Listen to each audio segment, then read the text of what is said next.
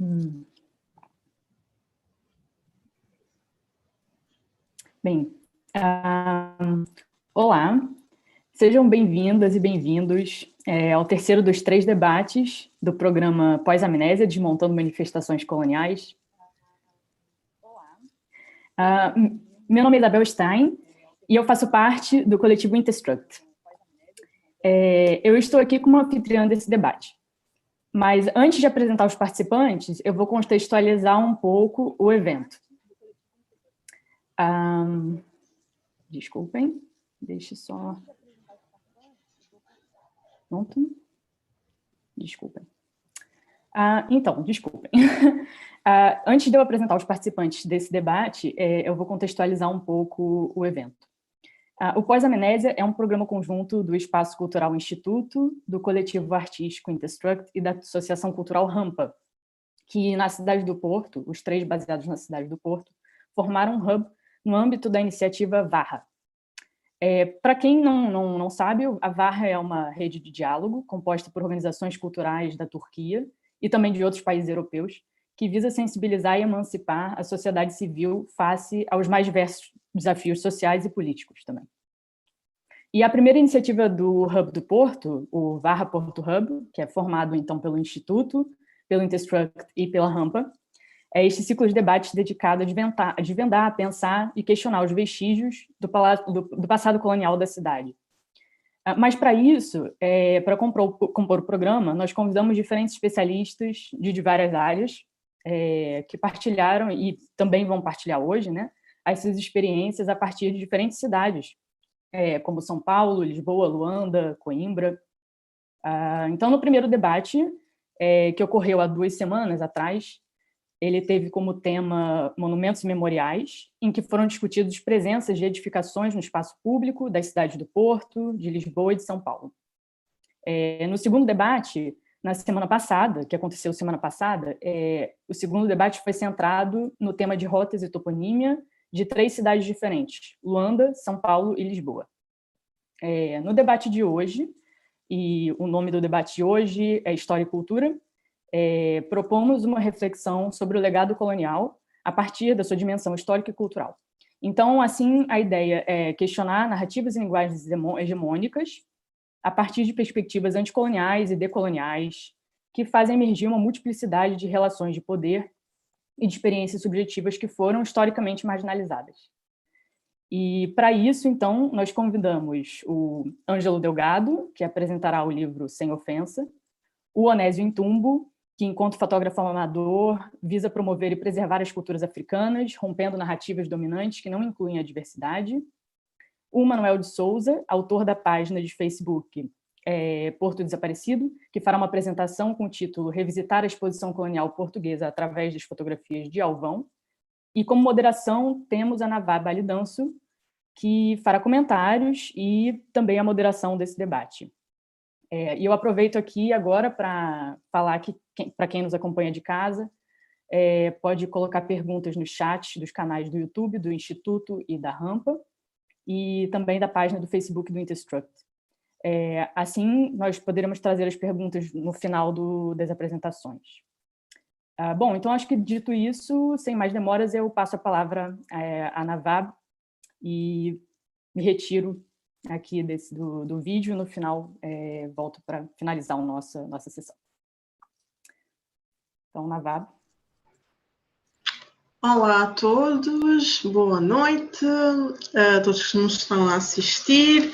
Antes de mais, gostaria de agradecer o convite e a oportunidade de poder estar no meio desta sessão, deste debate, aprender, poder partilhar um bocado com os participantes e também com o pessoal que está a assistir lá em casa e que, tal como a Isabel disse, estaremos também a ver os vossos comentários e teremos a oportunidade no fim de dizê-los aqui e de colocar as vossas perguntas. O meu nome, tal como foi dito, é Navá Balidanço. Vou estar aqui a comentar e pronto, a moderar esta sessão e faço com muito gosto. Eu acho que temos aqui 3 pessoas que vamos trazer perspectivas bastante interessantes e é isso. Portanto, boa noite a todos mais uma vez. Vamos começar então essa apresentação com o Ângelo Delgado, que, tal como a Isabel também disse, reforço, vai fazer a apresentação do livro Sem Ofensa. Vou então passar a palavra para o Ângelo e bom debate a todos. Boa noite. Antes de mais, queria agradecer o convite. É com muito gosto que aqui estou hoje a falar e sobre algumas experiências, sobre o livro e também sobre o tema que está subjacente hoje ao debate, e também ouvir os presentes e aprender também com eles, porque é sempre importante e são sempre mais vozes que se juntam aqui para aprender um pouco sobre esta temática que nos une. Bem, falando agora um pouco sobre mim, e para aqueles que não me conhecem, deverão ser quase todos, na verdade. O meu nome é Ângelo Delgado, como já se disse aqui. Fui jornalista durante muitos anos, mais de 10 até, e passei por vários órgãos de comunicação social. Findo esse período, comecei a trabalhar no marketing e na publicidade, e hoje sou copywriter numa agência, tendo já trabalhado em outras também no mesmo ramo. Pronto, e como veem, sou que tem estado ligado à escrita e portanto, este bichinho pela literatura e pela escrita de livros sempre esteve bastante presente, e foi daí que nasceu esta ideia de fazer o Sem Ofensa, que é um livro sobre racismo cotidiano. É um livro que aborda aquilo que é a ofensa, ou uma ofensa camuflada e que se ouve no dia-a-dia, e quando digo no dia-a-dia podemos estar a falar aqui dos transportes públicos, numa sala de aulas, num qualquer outro sítio, num local de trabalho. E foi uma ideia e pronto, isto claro, obviamente parte de uma experiência pessoal, mas que também vai sendo observada a nível social, a nível sociológico, e portanto fui consumindo cada vez mais literatura ligada ao racismo, partindo de várias perspectivas, e também começou a surgir um bichinho de escrever algo sobre isto, mas de um ângulo completamente diferente, e daí esta perspectiva de racismo cotidiano. É um livro que é dividido em vários capítulos. É um livro fácil de ler, são 8 capítulos. Comecei, quando iniciei a descascar a cebola, digamos assim, tinha muitos mais capítulos, tinha 20 e tal, e leia-se capítulos por expressões racistas, digamos assim, porque é dessa forma que o livro está dividido, mas achei, fazendo e escrevendo, achei que era um bocadinho, que havia alguns temas, havia uma repetição de termos e de ideias por detrás da ofensa, e portanto quis compilá-las para que tivessem um efeito mais pungente, digamos assim. Este trabalho também, é importantíssimo aqui referir, é a 2 mãos, 4 neste caso, porque cada pessoa tem 2, é a 2 mãos, que é a Sofia, que é a ilustradora, que no fundo, a Sofia Ayuso, que no fundo materializa de forma visual aquilo que são as ofensas que estão ali plasmadas no livro. E, portanto, são várias, são no fundo, e também para quem nos ouve e nos vê, aliás, tenha noção, são frases que vamos ouvindo no cotidiano, como para preto falas bem, e depois há uma ilustração que acompanha esta frase, esta expressão, e depois discorro sobre esse tema. Eu tenho aqui, por exemplo, umas imagens do livro que posso mostrar, e que para também em casa perceberem um pouco a linguagem visual e escrita daquilo que produzi com a Sofia. Não sei se a Isabel poderá mostrar agora. Exatamente, deverá estar. Exatamente. Isto aqui são ilustrações, a ilustração, como vos disse, é da Sofia Ayuso, e depois escolhi vários temas. Aqui neste tema, como veem, temos cabo-verdianos, os menos pretos, e depois entre parênteses em pequenino, às vezes. Isto é um tema que e os meus pais são cabo-verdianos, portanto a minha família é cabo-verdiana, e portanto cedo e rapidamente tive acesso a todo este universo. Os cabo-verdianos, por assim dizer, andam aqui um bocadinho com o pé na Europa e um bocadinho com o pé em África, e quando o insulto, e quando o insulto tem por base um índole racista, deixam de ser, portanto, africanos claros, e deixam de ser africanos quase europeus para serem novamente os escuros, e os que não sabem estar, e os que também causam perturbação na sociedade.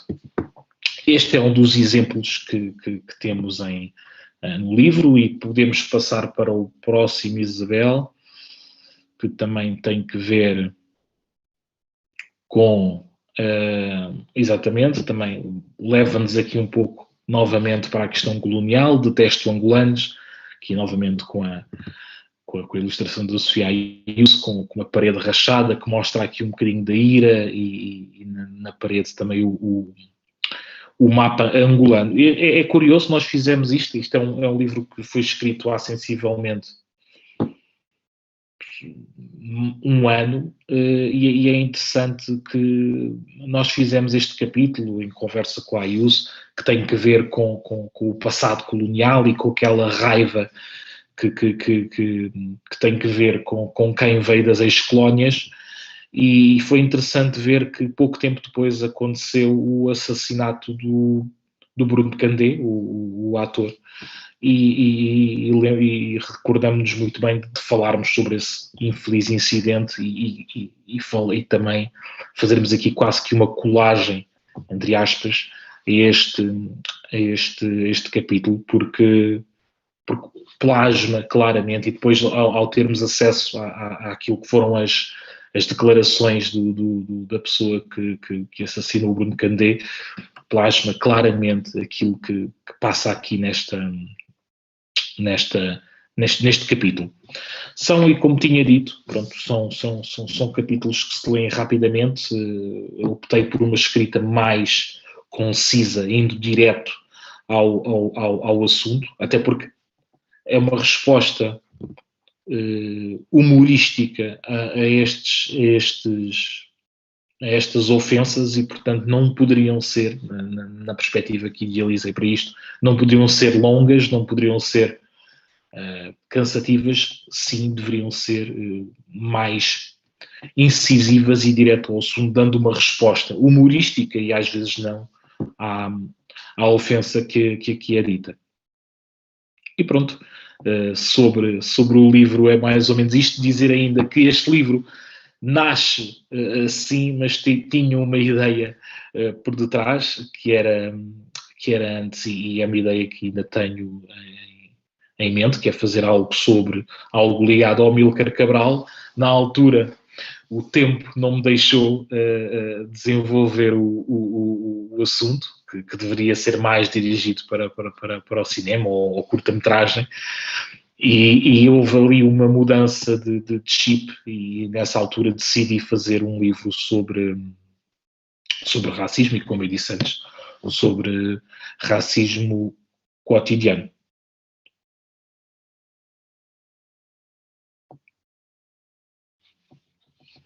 Isabel, podes parar de... Exatamente, obrigado. E pronto, e relativamente ao Sem Ofensa, por agora, é isto. Tiveram aqui, eu apresentei aqui 2 exemplos daquilo que poderão encontrar, por exemplo, e daquilo que falamos no livro. Muito obrigada, Ângelo, pela apresentação de um livro que, por sinal, é bastante interessante e joga muito com a questão visual. Nós sabemos que nos dias de hoje a questão visual e o impacto que as imagens têm, mesmo quando as pessoas recorrem aos livros, mas tendo em conta que estamos num contexto em que as pessoas são muito influenciadas por aquilo que vem, por uma foto num feed, para a forma como se organiza tudo isso, eu acho que é uma estratégia muito bem pensada e é um livro bem estruturado para conjugar com aquilo que neste momento estamos a viver, com um bocado da questão histórica também, que é importante realçar para entender o presente, e com aquilo que as pessoas hoje estão a consumir bastante, que é a questão da imagem e do impacto da imagem nas redes e fora das redes. Nós vamos, entretanto, depois voltar com as perguntas do público e com algumas questões também que eu coloquei aqui de lado, mas por agora vamos passar então a palavra para o Onésio Intumbo, que vai aqui fazer também a sua apresentação, e passo a palavra ao Onésio. Muito obrigado, muito obrigado. Em primeiro lugar, quero agradecer o convite, é um enorme prazer estar aqui convosco e partilhar um bocado daquilo que eu tenho feito com todos. Sou Onésio Intumbo, nasci na Guiné-Bissau e cresci cá em Portugal, exatamente aqui em Coimbra. Nesses últimos tempos, tendo em conta a minha vivência, tive-me a questionar sobre vários assuntos e nos últimos 2 anos peguei na minha câmara fotográfica e comecei com mais 2 colegas meus um projeto muito interessante que eu vou partilhar aqui convosco.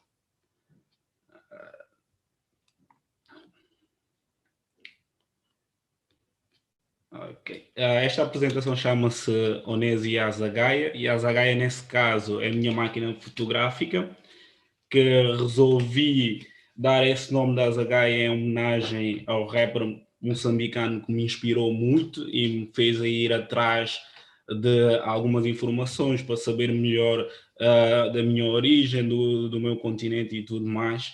Então nomeei a minha máquina Azagaia também porque é a arma pela qual pretendo lutar contra ou lutar contra algumas injustiças que eu tenho observado na minha vivência. E no início, porquê da fotografia? Quando pensei na fotografia, foi sempre associada à necessidade de me expressar, como na parte da literatura e da escrita não era tão dotada assim, resolvi tentar encontrar outra saída e foi na fotografia que eu encontrei essa saída. E sou muito sortudo porque tenho vivência dos dois lados, vivi até os 12 anos na Guiné-Bissau, então de uma certa forma consegui reter um bocado da minha vivência cultural lá, que eu pego naquela ideia da vivência cultural que eu tive na Guiné, utilizo e junto à tecnologia, tento aprimorar as minhas técnicas para, com essa inovação tecnológica que é a câmara fotográfica, produzir alguns elementos de manifestações culturais e promover diálogos interculturais. E é preciso dizer também que para se ter esse diálogo que eu e mais os meus 2 colegas tivemos em 2019, é preciso ter tempo e espaço. Na altura resolvemos também chamar o nosso coletivo, o coletivo da Azagaia do Povo, em homenagem não só ao rapper moçambicano, em referência ao rapper moçambicano, mas como também acreditamos que cada um de nós, tendo em conta a sua área de formação, pode vir com a sua Azagaia contribuir para criarmos algo muito interessante.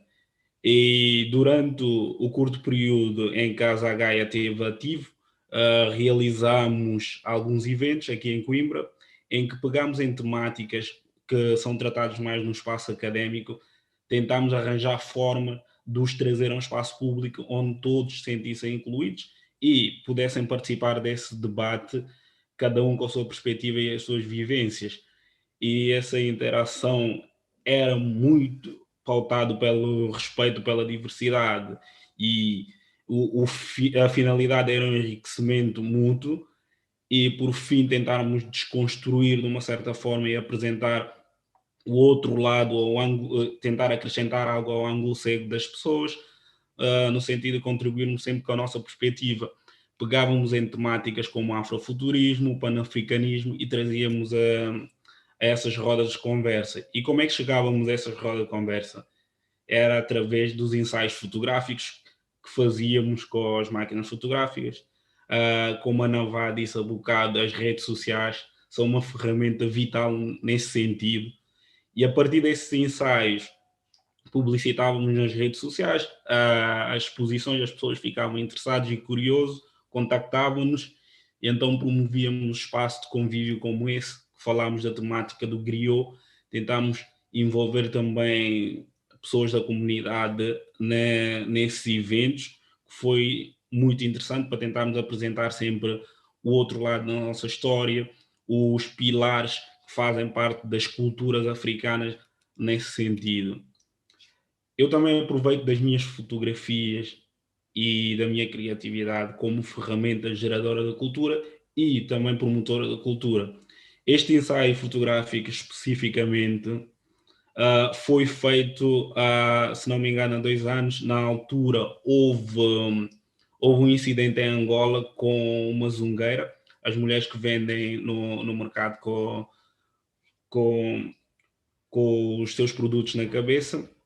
Então eu fiz essa alusão a essa zungueira, no sentido em que essa zungueira, o que ela carrega na cabeça representa não só a riqueza, o sustento para os filhos, para a família, mas também representa um enorme investimento na educação dos filhos, pois é com esse dinheiro que muitas vezes pagam a faculdade dos filhos. Então foi uma espécie de apelo e sensibilização a esse papel dessas pessoas tão importantes nas nossas comunidades africanas.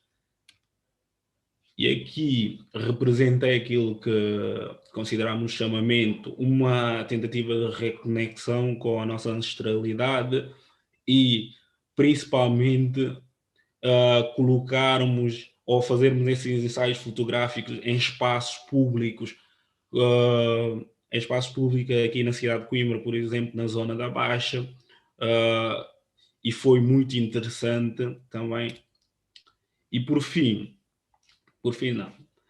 Também fizemos um ensaio sobre o 25 de Abril, que foi um questionamento das narrativas, porque desde que eu cheguei a Portugal e cresci cá, ouvi sempre uma única versão do 25 de Abril, que é a Revolução dos Cravos, e foi sempre publicitado como uma revolução não violenta em que Portugal ensinou ao mundo que era possível fazer uma revolução desse tipo. E o meu questionamento ao crescer aqui, sabendo um bocado da história do meu país, o questionamento que me vinha sempre à cabeça era até que ponto é que o sangue que não foi derramado aqui em Portugal não foi derramado em outro lado, e até que ponto é que esses escravos que representam tanto o 25 de Abril, de onde é que vieram esses escravos? Esses escravos aqui simbolizam a liberdade, o desejo e o sentimento de qualquer pessoa que se sente incapacitado, que se sente de uma certa forma ostracizado, de se ver livre dessas amarras. Então aí criamos também essa sessão fotográfica, que esse corpo no chão, esse corpo sem cor, representa os corpos tombados dos guerreiros dos dois lados. Esse cravo representa a liberdade em que o povo africano pegou e, de uma certa forma, como uma tocha olímpica, transmitiu ao povo português, que depois culminou no 25 de Abril.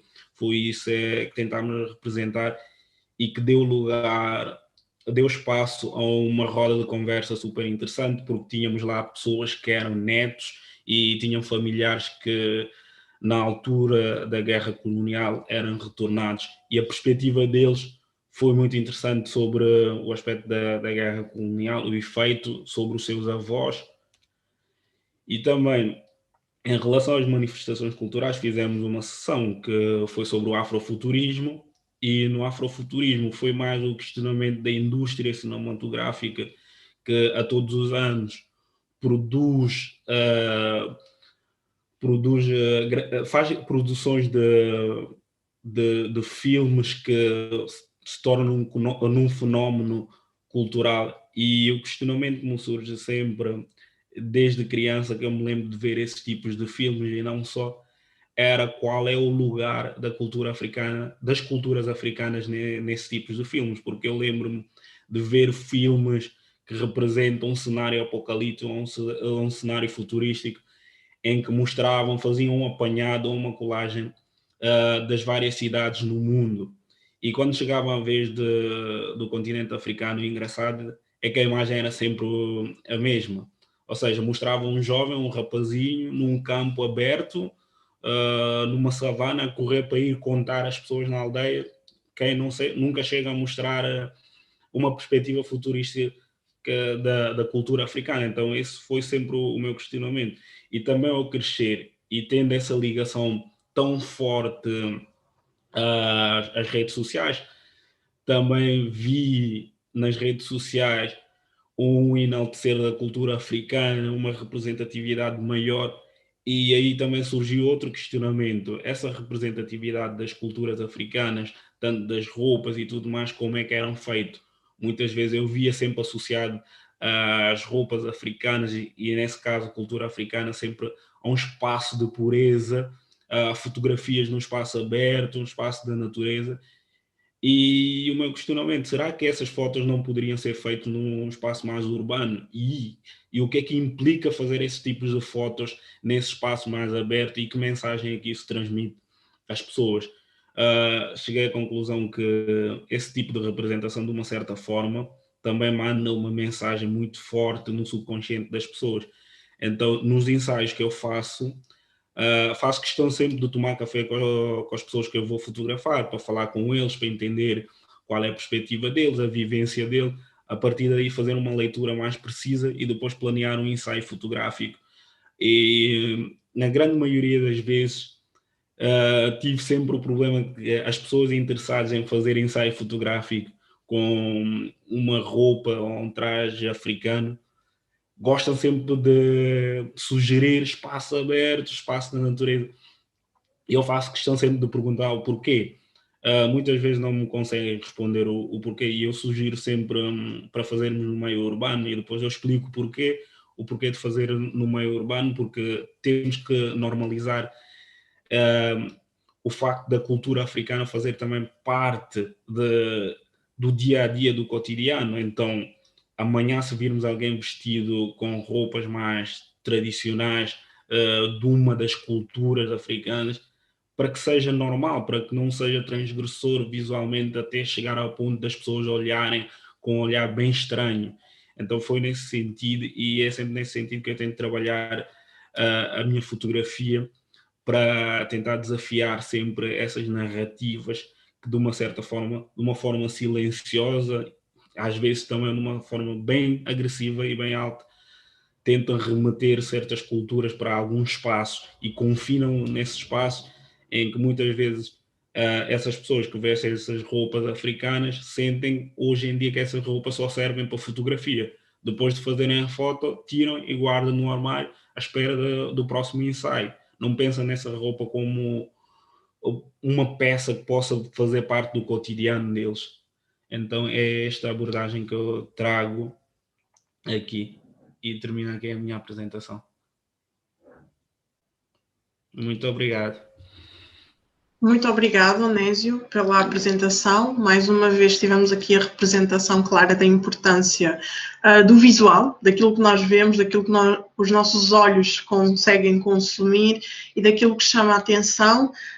E mais uma vez queria também levantar a questão de que nós temos e acho que foi muito bem representado aqui pelo Onésio, e falo neste momento também como africano e como uma pessoa que cresceu no continente africano, nós temos muito este medo também de dar um passo e temos também um entrave da recepção daquilo que é a imagem e da representação daquilo que são roupas feitas com tecidos de vários países africanos, e é importante que isto seja representado cada vez mais no meio normal, entre aspas, não só para uma ocasião especial, mas também no meio, qualquer espaço, seja ele importante ou não, dependendo dos casos, e é importante também trazer à tona esta normalidade, para que as pessoas não olhem, às vezes as pessoas olham para o lado, tipo, lá, o que é isto? O que é que ela está a vestir? O que é que vem a ser isto? Que evento é este? E eu acredito que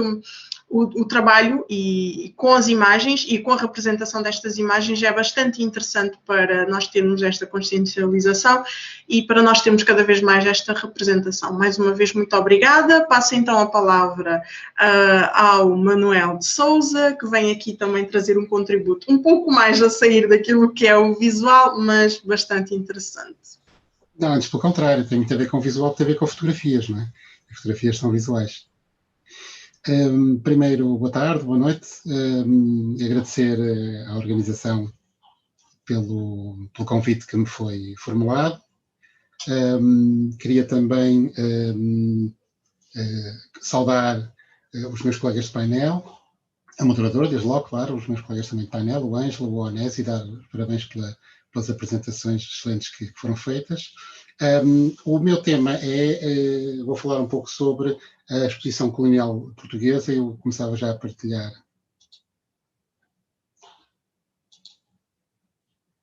a tela.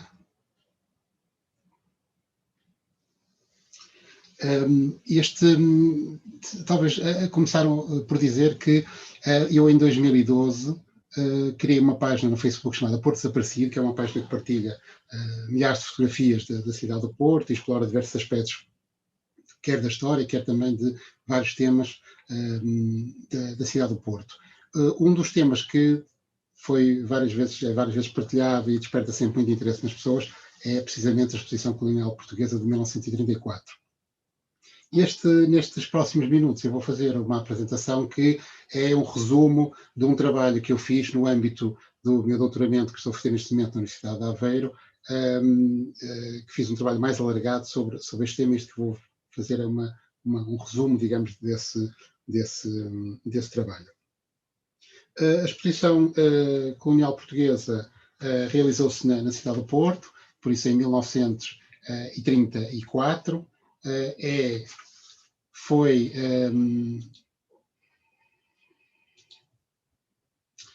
Foi uma exposição que atraiu muita atenção da imprensa. Tem também um aspecto curioso, que é o facto de que foi contratado um fotógrafo oficial da exposição. Temos que ver que na altura a fotografia tinha uma importância possivelmente superior à que tem hoje em dia, com uma série de meios que existem agora e que não existiam na altura. A fotografia desempenhava, de facto, um papel muito importante. De qualquer forma, para entendermos a exposição colonial, porque ela deixou uma série foi talvez a primeira vez que o Estado Novo abordou o tema de forma mais ampla e que traçou uma série de linhas que perduraram praticamente até a atualidade. Ou seja, passados 87 anos da exposição, ainda há muitos aspectos que ficaram na psicologia coletiva portuguesa que é interessante nós abordarmos. Mas recuamos um pouco no tempo, por isso recuamos um pouco mais atrás. As atenções coloniais de Portugal tiveram muito tempo centradas no Brasil, até que o Brasil se torna independente. Em 1825, Portugal reconhece a independência do Brasil, e é nessa altura que se volta para os territórios africanos, que até aí eram vistos, acima de tudo, como terras de degredo, infestadas de doenças tropicais, e é a partir desse momento que Portugal vai encarar, digamos, a África como um novo Brasil, de alguma forma. De qualquer maneira, a atuação portuguesa em relação à África vai oscilar muito entre uma indiferença e uma exaltação, nomeadamente durante o célebre ultimato britânico. Ou seja, para quem está menos dentro deste contexto, nomeadamente pessoas que nos possam estar a ver no Brasil, Portugal reivindicou no final do século XIX todo esse território que está aí no mapa do sul da África, entre Angola e Moçambique, só que esses interesses, essas pretensões portuguesas foram esbarrar de frente com as pretensões britânicas de criar colónias naquela área do interior, que agora corresponde basicamente à Zâmbia, ao Zimbábue e ao Malawi, e o Reino Unido obriga Portugal, através de um ultimato, a retirar desses territórios. Isso foi um momento de grande exaltação nacional, aliás, que até contribuiu em certa medida para o próprio derrubo mais tarde da monarquia e o estabelecimento de uma república em Portugal. De qualquer forma, durante o tempo da Primeira República não houve de facto uma atenção muito grande dada às colónias, também porque Portugal esteve envolvido numa série de problemas internos, e foi depois, um pouco mais à frente, com este senhor que aí está, António de Oliveira Salazar, que a empresa colonial passa a ser encarada como a própria razão de ser da nacionalidade portuguesa. Isso aparece expresso no ato colonial, que diz, mesmo citando, é da essência orgânica da nação portuguesa desempenhar a função histórica de possuir e colonizar domínios ultramarinos e de civilizar as populações indígenas que neles se compreendam. Estes princípios depois foram até mais tarde plasmados na Constituição de 1933, foi a Constituição que dá origem ao Estado Novo, ou seja, em 28 de maio de 1926 dá-se um golpe de Estado que termina com a Primeira República e só alguns anos depois é que é estabelecido o Estado Novo, que vai perdurar, como sabemos, até 25 de abril de 1974. Por isso aparece plasmado na Constituição e, a partir da década de 1930, são feitos uma série de eventos, de exposições, de congressos, de participação em exposições não só em Portugal como também no estrangeiro, nomeadamente a Exposição Colonial de Paris de 1931, e é neste âmbito que é organizada então a primeira Exposição Colonial de 1934 e é aquela, segundo alguns autores, aquela que definiu de forma mais eloquente o entendimento que o novo regime, o Estado Novo, tinha acerca desta questão, da questão colonial.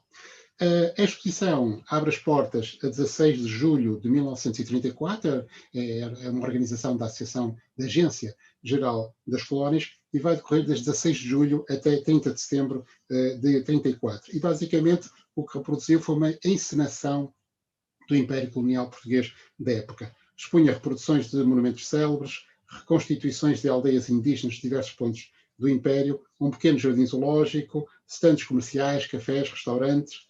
Durante a realização do certame realizaram-se récitas, espetáculos musicais, atuações artísticas, filmes, tinha um parque de diversões, tinha também um pequeno comboinho que fazia o périplo, digamos, pelo recinto, havia um teleférico também que se podia visitar o recinto.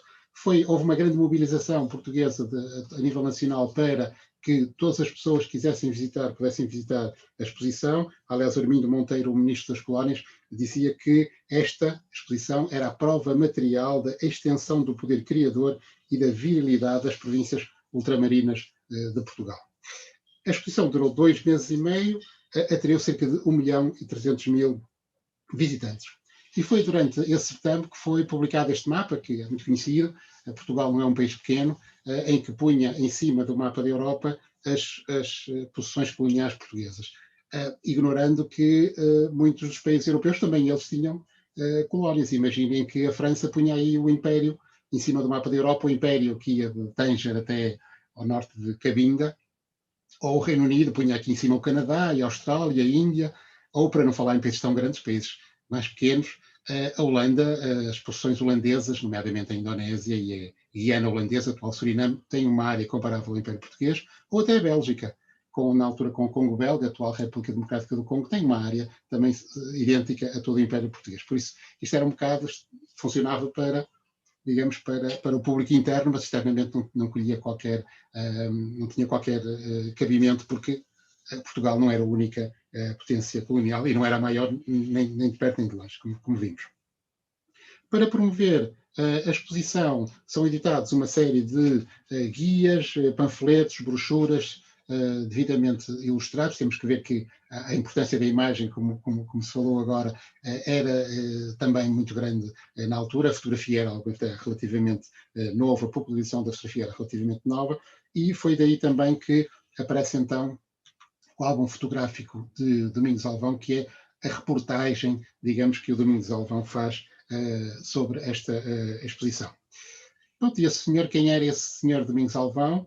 Um homem nascido em 1872, na cidade do Porto, chamava-se Domingos do Espírito Santo Alvão, dedicou-se sempre muito à fotografia, trabalhou na Casa Bill, um alemão radicado em Portugal que teve um papel muito importante como pioneiro da fotografia. Depois trabalhou numa outra empresa, Fotovelo Clube, e depois já na Rua Santa Catarina, temos aqui uma fotografia, temos ali a fotografia Alvão, que é a casa em que ele abre em 1903, na Rua de Santa Catarina. Quem conhece vê à direita, esse edifício que está à direita é o Café Majestic, por isso a fotografia Alvão continua a existir, é uma uma loja histórica protegida pela Câmara Municipal. Estava naquele local e continua no mesmo local.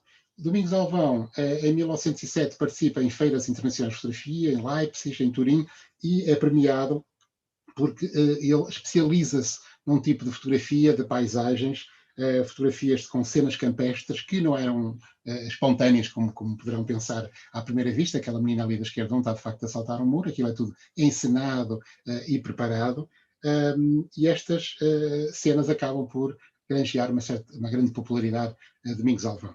Eu agora, esta apresentação é relativamente curta, mas Domingos Alvão, há declarações dele em que ele relata a dificuldade que tinha em conseguir pegar nestes seres tão pouco sensíveis, brutos praticamente, estas senhoras do campo, e pô-las em poses, digamos, artísticas, que isto é um trabalho muito árduo que ele desenvolvia com muito cuidado, e que ficava muito satisfeito que ao fim de 2 ou 3 horas de trabalho conseguisse 1 ou 2 fotografias interessantes e que tivessem este cariz artístico que ele pretendia.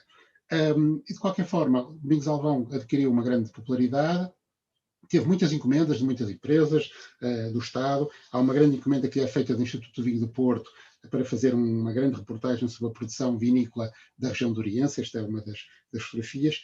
As fotografias dele eram publicadas em muitas revistas, em muitos álbuns, eram editados postais, e muitas fotografias eram, inclusive, usadas nas embaixadas de Portugal, estavam nas paredes das embaixadas de Portugal, por esse mundo fora.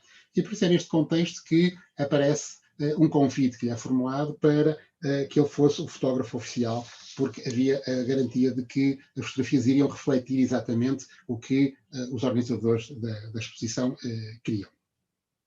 Eu dividi isto em 3 grupos. Eu ia começar pelas fotografias que ele tirou, por isso são só um apanhado de poucas fotografias, mas que são, se calhar, as mais representativas.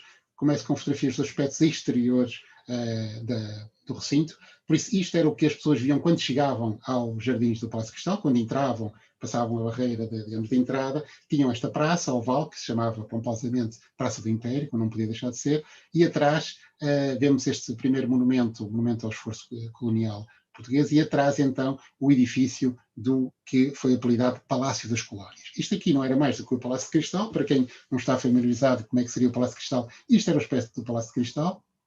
O edifício foi construído em 1865 para uma exposição, uma expo. A primeira expo portuguesa foi realizada no Porto. Este recinto foi construído para isso.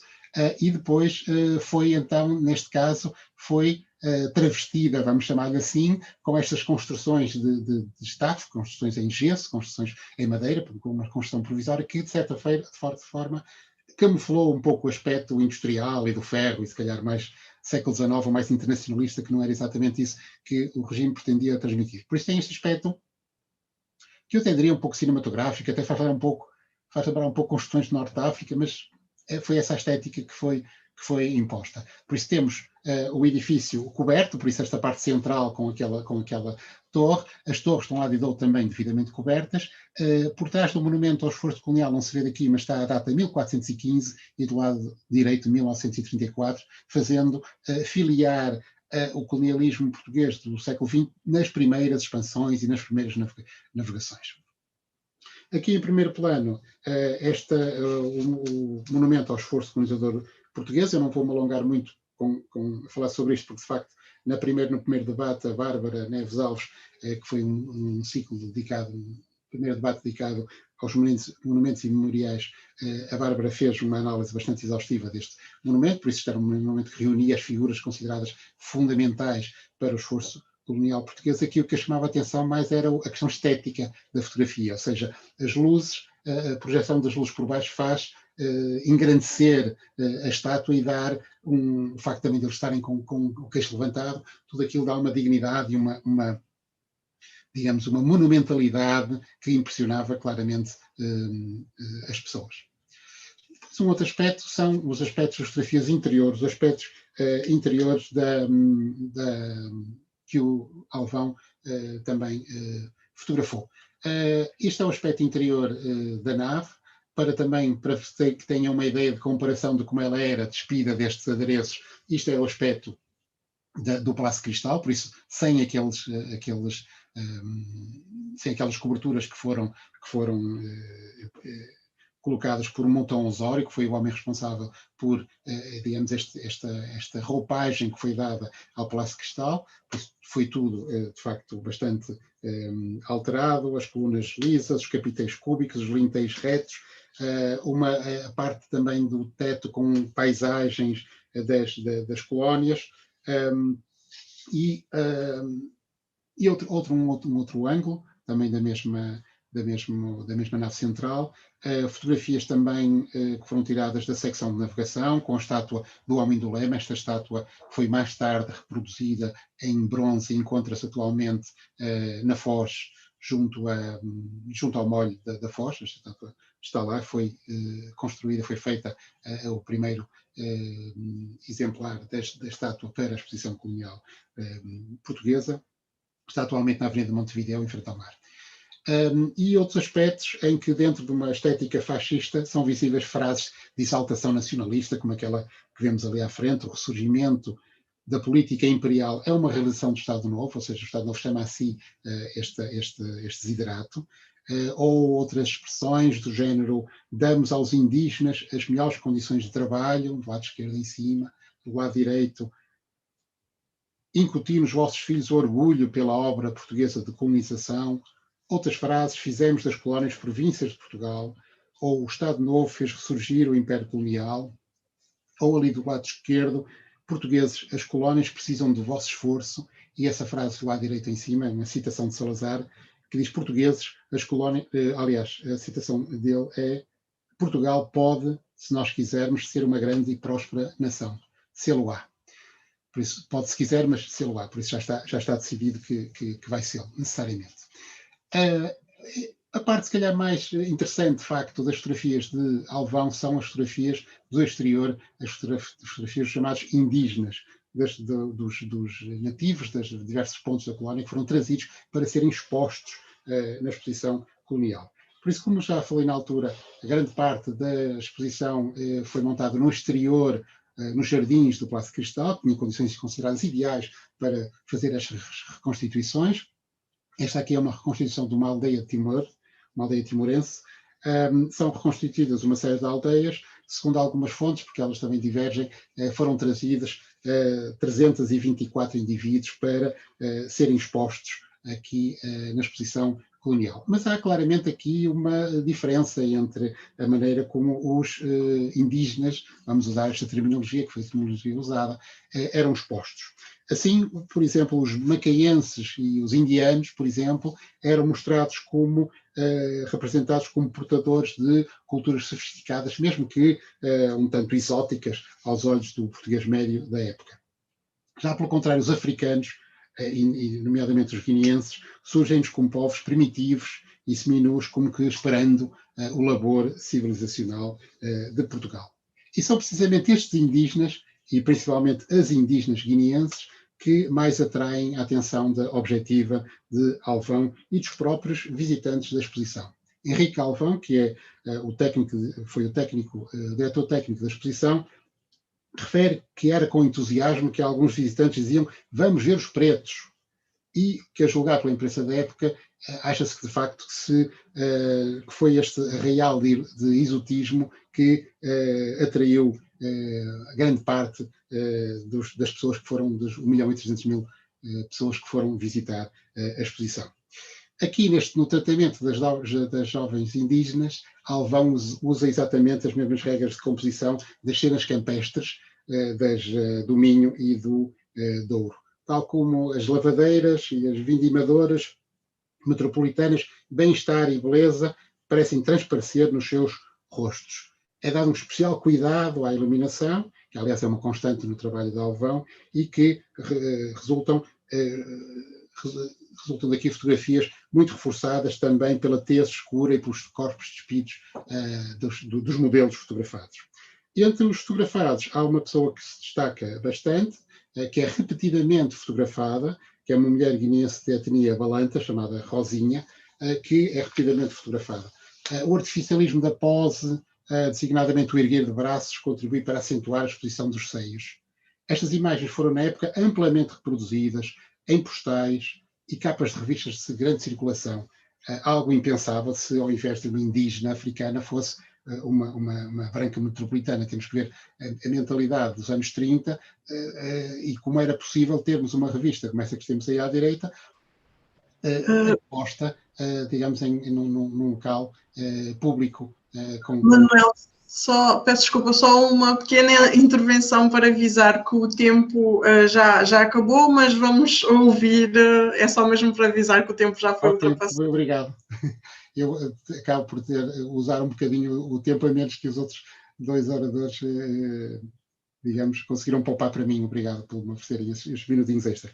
Só muito rapidamente, então, um outro aspecto também curioso são as tropas landins, por isso soldados da 5ª Companhia de Moçambique que fizeram guarda também à exposição e chamar a atenção para esta última fotografia do Torreão dos Jardins do Palácio de Cristal, com este enquadramento perfeitamente cinematográfico, em que aqui os soldados africanos eram mostrados como estando na primeira linha da vigilância e da defesa do império que eles ardentemente desejavam e que estavam até dispostos a sacrificar a sua vida.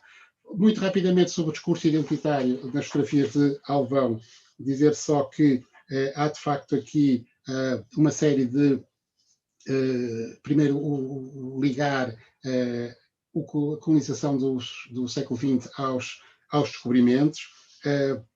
No entanto, há muitas frases, nomeadamente nas palavras apologéticas, na citação de Salazar, sempre assenta precisamente um pouco também no medo do país ser relevante no palco europeu. Há uma dúvida real quanto ao valor de Portugal que o discurso identitário tenta, claramente, à viva força, colmatar.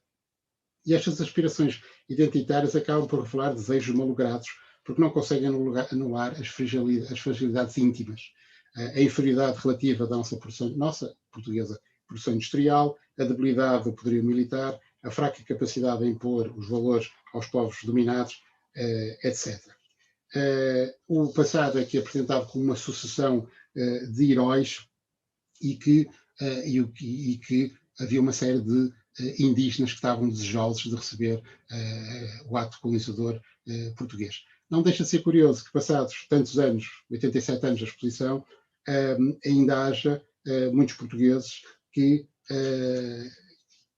têm esta visão romântica do colonialismo e que é algo que nos deve levar a todos, inclusive a portugueses, a questionar por que razão ainda não nos conseguimos libertar do autoelogio e deste certo egoísmo identitário. E pronto, peço desculpa por me ter excedido um pouco.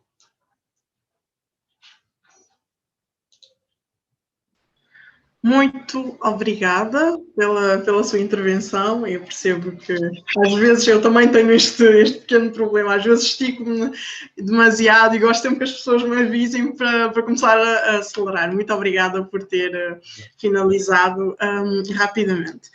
Eu vou aproveitar então para começar o meu comentário geral das 3 intervenções e chegando também para o fim, conforme foi a sequência das apresentações, também irei comentar a apresentação do Manuel. Eu queria dar também os parabéns e agradecer também a apresentação. Gostei imenso de poder estar aqui este bocado e ouvi-los. E uma das coisas que me chama bastante atenção na apresentação que nós tivemos o prazer de ouvir do Ângelo foi a questão, primeiro, tem a ver com uma questão também pessoal minha, por eu ser cabo-verdiana e por ter crescido em Cabo Verde, e a questão do cabo-verdiano e a questão identitária do cabo-verdiano, que realmente é um problema que não se fala muito, e com o decorrer do tempo tenho estado a notar também que é um problema que não se quer resolver, falando mais numa perspectiva, claramente, de cabo-verdiana, tendo nascido e crescido em Cabo Verde, e é muito importante colocar em cima da mesa estas questões, é muito importante colocar em cima da mesa a necessidade de nós, antes de mais, abrirmos a ferida para que consigamos todos nos curar e consigamos todos ultrapassar esta questão. O Ângelo acabou por levantar aqui o problema identitário do cabo-verdiano que vem com aquela noção de colorismo, de Nós não somos assim tão pretos, nós não somos 100% africanos e existe este problema realmente e existe uma necessidade urgente de se falar e de se solucionar este problema. Isto também deve-se ao passado colonial de Cabo Verde, aliás, o passado colonial e o impacto da força colonial nos diferentes países africanos nunca foi o mesmo, aliás, é impossível ser o mesmo, tendo em conta as conjunturas que são diferentes. Cabo Verde vem a ser um espaço que é olhado de outra forma e o impacto e a presença colonial em Cabo Verde é muito estratégica e também tem um impacto em fazer muitos cabo-verdianos confundirem aquilo que foi a força colonial, aquilo que foi todo o destaque e todo o comportamento da própria força colonial portuguesa nas outras colónias e das intenções, inclusivamente, desta força. Portanto, é bastante interessante nós trazermos isso à tona, é bastante interessante nós lidarmos também com diferentes contextos, peço desculpa, em que há cabo-verdianos que lidam com esta falta de identidade e quando chegam aqui em Portugal ou em outros países europeus têm um choque e muita gente, infelizmente, só nesta fase começa a pensar afinal sou africano, afinal estou a sofrer o mesmo que angolanos, moçambicanos, guineenses e santomenses e outros africanos também estão a sofrer. Portanto, eu acho que é interessante esta representação. E também levantada a questão do Bruno Candé, que é uma das questões que, se nós estamos a par da notícia e das situações aqui em Portugal, sabemos que é uma questão bastante grave. Aliás, em toda a minha vida em que eu estive aqui a viver neste período em Portugal, nunca vi algo tão chocante, tão violento, tão direto e reflete, e eu acredito que o Ângelo fez uma conjugação muito interessante do sentimento de muitos portugueses que estiveram na época colonial em países africanos e o ressentimento que guardam da guerra, os traumas que trazem da guerra e o ódio que carregam, um ódio racial, bastante a nível, não gosto de angolanos, não gosto de pretos, não gosto disto, não gosto daquilo, e o cuidado que nós temos que ter ao olhar para isto e ao representar isto, porque isto mata, e eu acho que nada melhor, infelizmente, para retratar isto do que o caso do Bruno Candé. E é engraçado que há aqui um paralelismo que é, as pessoas dizem não gosto, não quero, odeio e representam a sua raiva, mas nos discursos, muitas das vezes, vários portugueses que tiveram contacto com Angola, no contexto angolano, neste período colonial, para justificarem e validarem os seus discursos relativamente ao continente africano, a um país, um determinado país africano, dizem, eu estive em Angola, eu tenho amigos angolanos, eu conheço esta realidade. E é bastante recorrente nas conversas que nós temos no cotidiano e da forma como o racismo se representa através dessas conversas. E passando para a questão também da apresentação do Onésio Ntumbo, ressalto aqui a necessidade de nós falarmos cada vez mais sobre a questão do 25 de Abril, e do impacto que isto tem e da forma como o 25 de Abril, infelizmente até hoje, é transmitido para vários jovens portugueses dentro daquilo que é o sistema educacional português e a narrativa que se dá para este 25 de Abril. Eu acho que nós somos todos responsáveis para quebrar certas narrativas, parar de perpetuar certas narrativas bastante eurocêntricas e que não valorizam os diferentes discursos, os diferentes contextos e as diferentes culturas. É muito importante nós termos aqui em mente o impacto que o próprio movimento revolucionário dentro da África tem no 25 de Abril, tem em toda esta movimentação em Portugal e o papel dos africanos nesta revolução. Nunca é tarde, acredito que nunca é tarde para nós darmos uma revisão naquilo que está a ser ensinado, naquilo que está a ser passado, e nunca é tarde para reestruturarmos complexos e estruturas educacionais, porque nós estamos basicamente a reestruturar e a dar uma nova visão para a próxima geração. E a questão do afrofuturismo também é importante se representar. Muita gente hoje, infelizmente, tem aquela ideia afrofuturismo Wakanda e é a única coisa, e eu acho que é interessante nós termos uma narrativa africana a ser passada para outras pessoas, quer sejam elas africanas ou não, daquilo que é a perspectiva do afrofuturismo, daquilo que pode acontecer, e uma diversidade da própria abordagem daquilo que é o afrofuturismo. Portanto, é bastante interessante nós representarmos e batemos, às vezes, as nossas representações trazem aqueles cliques na mente das pessoas. É lá, isto pode ser assim. Ou existem outras formas de serem representadas.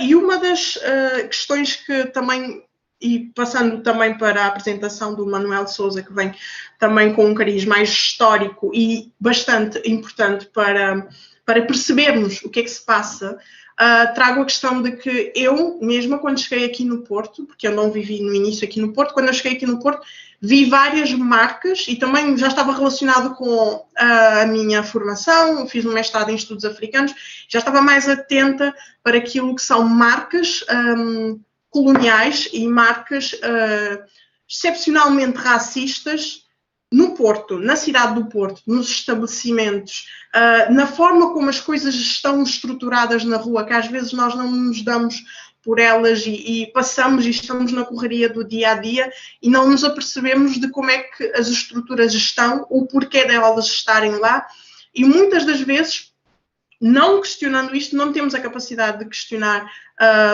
qual é a validade e qual é a importância de um sítio X, com um nome X, com figura X e com imagens.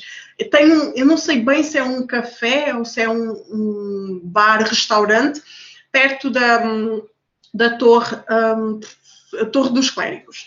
Tem lá um café que tem basicamente a representação da questão da exploração e da colheita e tudo mais do café. E tem aquela imagem nunca me causou impacto, até eu começar a ter esta, digamos, também é importante ter esta maturidade e este estudo histórico e esta base para nós começarmos a questionar certas coisas. E é interessante que nós passamos a nossa vida inteira, às vezes, e há muita gente que passou a vida inteira aqui no Porto e não tem esta oportunidade de questionar certas coisas. E passando para a questão e para finalizar o meu comentário, nós temos aqui perguntas bastante interessantes aqui do público. A representação do africano, tal como nós podemos ver nas imagens passadas pelo Manuel, foi muito estratégica, e a imagem que muita gente hoje, infelizmente, aqui em Portugal, nascida e crescida aqui em Portugal, tem do africano, vem dessa estratégia. Portanto, a imagem dele foi passada de maneira estratégica, um povo que precisa de civilização, um povo que precisa conhecer uma nova fase e que se dispõe de uma forma porque não conhece outra melhor, quando na verdade se dispõe de uma forma porque é cultural, está enraizado e é o que optou. E eu acho que até hoje, infelizmente, esta narrativa prevalece e é o nosso papel, quer sejamos africanos, quer sejamos portugueses, europeus, não interessa, é o nosso papel nos desconstruirmos e ajudarmos outras pessoas a desconstruírem-se e, no nosso trabalho, no nosso dia-a-dia, mandarmos esta mensagem e ajudarmos a romper certas narrativas. E a visão romântica que muitos portugueses têm, infelizmente, é a visão romântica construída desde a época em que as pessoas entram na escola. E mais uma vez volto a reforçar a necessidade de se reestruturar, de se fazer uma revisão, porque eu falo com colegas que estudaram aqui desde sempre e que nasceram cá, e eles contam-me coisas e a forma como eles olham para a colonização e para a história que lhes foi passada na escola é de veras triste, precisa de ter outras narrativas, precisa-se diversificar estas narrativas, vindas também de autores e académicos africanos e negros, que têm muito a contribuir e, aliás, na construção de conhecimento científico têm muito a dar. Feito isto, termino o meu comentário e vamos passar para as perguntas que eu tenho aqui. Eu vou fazendo uma a uma. Pronto, nós temos aqui uma pergunta do Nuno Coelho para o Manuel. O nome oficial da exposição de 1934 foi Primeira Exposição Colonial Portuguesa. Há informações sobre planos de haver uma segunda? Eu também tinha lido já tinha lido a pergunta. De facto, a exposição chama-se Primeira Exposição. O que subentendo que haverá uma segunda. Não houve nenhuma segunda coisa. A segunda que houve foi em 1940, a exposição do mundo português em Lisboa, já numa escala, muito do que é ensaiado aqui na primeira exposição colonial do Porto é depois ampliado, 6 anos mais tarde, em outra escala e já de uma forma muito, muito mais organizada. Aqui as coisas ainda estavam titubeantes, ainda estavam a dar os primeiros passos. Respondendo diretamente à pergunta, eu não sei, desconheço planos para fazer uma segunda exposição.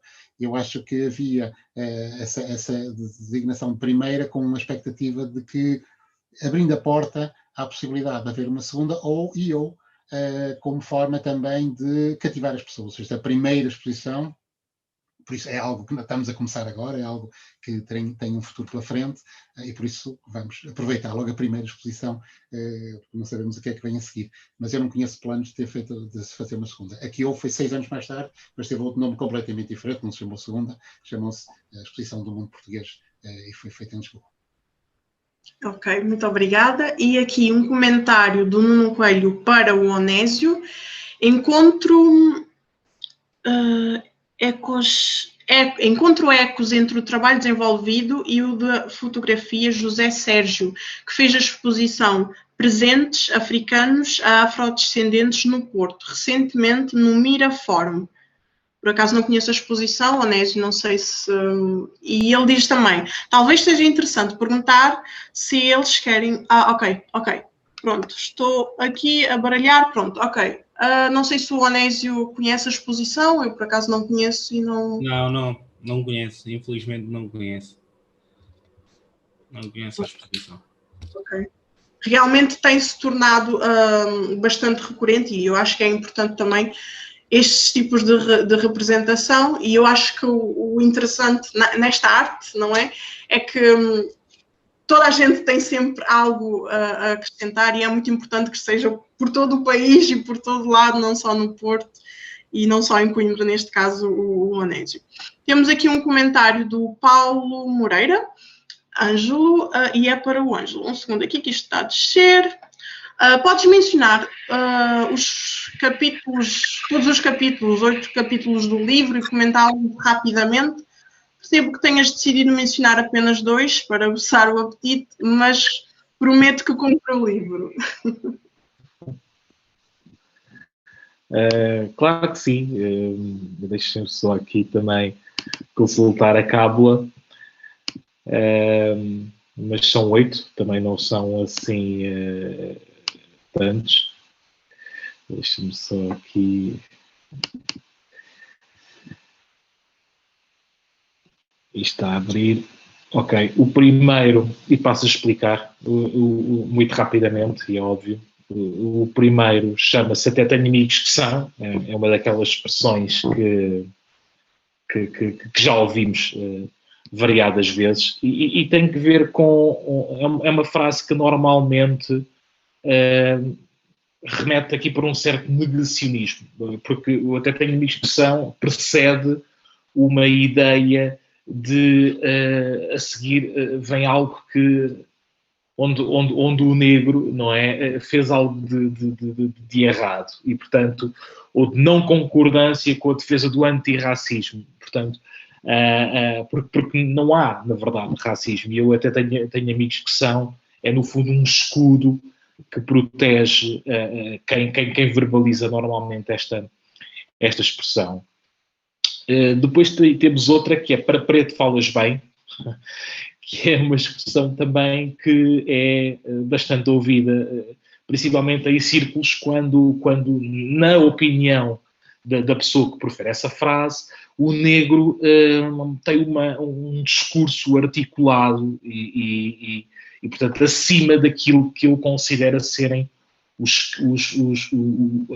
o negro médio, portanto, porque o negro médio não deve e não pode falar bem e, portanto, aqui há uma exclamativa quase que estranhando aqui a boa articulação de palavras. Eu aqui vou abrir aqui a exceção e dizer que Para Preto Falas Bem ilustramos isto com um Camões preto, porque eu acho que dá aqui um bom contraste a esta ideia. Temos aqui o outro dos capítulos, chama-se Não Brincas Connosco, e representamos uma menina negra, é uma situação que também ocorre e que testemunhei diversas vezes, quando não querem brincar com uma criança por ela ser negra e por ser diferente. E este capítulo foi desenvolvido porque normalmente as crianças são o mais porque há. É uma lapaliciana, mas convém que nunca a deixemos cair. E são mesmo, são os seres mais puros que existem. E, portanto, eles quando aparecem nos recreios da escola ou nos corredores da creche com este tipo de narrativa, é porque ouviram em algum sítio, ouviram em algum lugar. Não brinques com alguém diferente, não brinques com alguém mais escuro que tu, porque essas pessoas têm pouco para oferecer ou algo negativo para oferecer. Outro dos capítulos chama-se Tu Para Mim Não És Preto, e também tem que ver um pouco com a ideia de alguém que já está, é uma visão eurocêntrica, mais uma vez, e representa alguém que vê o negro já perfeitamente adaptado aos costumes e hábitos europeus, neste caso particular Portugal, e é alguém que tem gostos que na cabeça de quem profere este tipo de frase não estão adequados a negros. Por exemplo, gosta de heavy metal, o negro não gosta de heavy metal, ou não gosta de música clássica, ou não gosta de cinema. E, portanto, e quando houve algo que desperta nele uma estranheza, este tipo de frase normalmente sai rápido e acredito que muita gente já tenha ouvido. Eu particularmente ouvia durante muitas vezes durante a minha vida. Não sou racista, mas é outro dos capítulos e este também já ouvimos, e a Ana Vaba há pouco também falou um pouco sobre ele assim pela rama. Também, eu costumo dizer que isto é quase juntar estas expressões quase como prefixo para depois avançar-se para a ofensa sem dó nem piedade, e perdoem-me a expressão, é dar uma no cravo e noutra de ferradura, que eu não sou racista e tenho aqui bem ciente que os meus valores não passam por esse tipo de pensamento, porém, sempre que acontece alguma coisa, sempre que existe aqui alguma desordem na sociedade, ela é perpetrada normalmente por negros. Poderia ser por ciganos, mas aqui falando de negros. Cabo-verdianos menos pretos, a Navab também falou um pouco, já tinha falado anteriormente, completo aqui um pensamento que eu acho que é importante, que isto é uma narrativa que foi criada e foi disseminada durante a colonização, uma colonização em Cabo Verde que teve um impacto, pelo menos físico, menos visível, e que teve, de facto, uma maior brandura e que foi estratégica, como a Navab disse há pouco, e bem.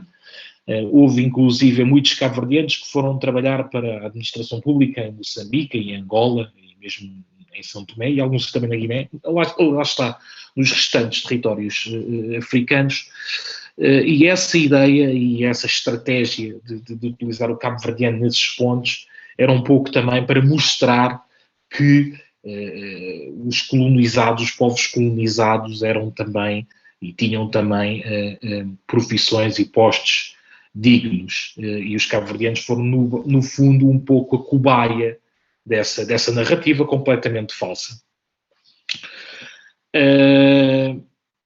Detesto angolanos, lá está, embora tenha ocorrido toda a feitura deste capítulo e o pensamento que está por detrás dele tenha acontecido antes do fatídico incidente com o Bruno Candé. É curioso que desemboca, claro, ali, e este é um tema que é sensível, porque no fundo temos a guerra colonial, obviamente, que é um momento de agressão mútua, e isso, naturalmente, sem qualquer questão aqui de cor, já daria um certo asco para cada lado. Mas há mais. A questão colonial, está relacionada com Angola e também com Moçambique, tem mais por detrás. Na sua colonização, as pessoas que lá estiveram durante o final da década de 50, depois 60 e depois os inícios 70 até à Revolução, viveram provavelmente os momentos mais felizes da sua vida e foram obrigadas a sair, passado algum tempo. E isto cria marcas, cria cicatrizes, e é um tema que não se fala e em Portugal também se esconde e portanto ele envolve questões raciais, questões sociais, mas também envolve aqui um negacionismo do que aconteceu lá e do que se viveu lá. Portanto, há quase que um pano, passa-se um pano por cima deste tema e não se fala mais sobre ele. Tenho pena também que haja pouca literatura que se tem falado sobre este assunto com bastante qualidade, mas tenho pena que não haja cinema, essencialmente cinema, a retratar este tempo, porque o cinema é também uma forma de ensinar e de mostrar aqui um pouco daquilo que os manuais de história não mostram e que mostram de forma muitas vezes enganosa. Temos aqui também um outro capítulo que se chama Para Casar Não, que é também um clássico, e tenho pena de dizer que isto também é um clássico, mas é um clássico, que é: está tudo bem quando alguém namora com uma negra ou um negro, quando se tenta ou pensa dar-se um passo em frente, já pode ser um problema, porque normalmente poderá daí vir um filho ou uma filha negra, ou com uma tez mais escura. Aliás, agora há pouco tempo ouvimos uma entrevista que aborda esse assunto, e portanto, como veem, isto não é virgem, isto acontece. A dificuldade em aceitar a entrada de um elemento de uma outra cultura e com uma cor mais escura num clã familiar. E pronto, e são estes os capítulos deste livro. São 8, lê-se rapidamente, e tem, obviamente não quis ser aqui tão exaustivo como sou, ou mais detalhado como sou no livro, mas essencialmente são estes os capítulos, que agora também acrescento, o livro também vem acompanhado de anedotas que são contadas também em meios de convívio, sempre com o negro como ponto de mira, no ponto de mira, aliás, peço desculpa. Muito obrigada, Ângelo. Quero avisar que ainda não vamos abandonar. Temos aqui mais uma pergunta, que é do Nuno Coelho. Não. Aí um segundo, que isto começou a ficar um bocado atrapalhado aqui no chat. Sim, é do Nuno Coelho. Ele diz que tem um exemplar do livro e que ficou surpreso pelo tamanho reduzido. No entanto, ficou a saber que agora, pela tua fala, que houve muitos capítulos que não foram incluídos. Se calhar ele é daquela claque que queria mais capítulos. E ele diz assim: foram equacionados outras expressões mais subtis, daquelas que foram incluídas, nomeadamente lista negra, mercado negro, dia negro, ovelha negra, denegrir e designações como mestiço, mulato e cabrito. E, para finalizar, é preciso desmontar estas expressões muito enraizadas no nosso vocabulário.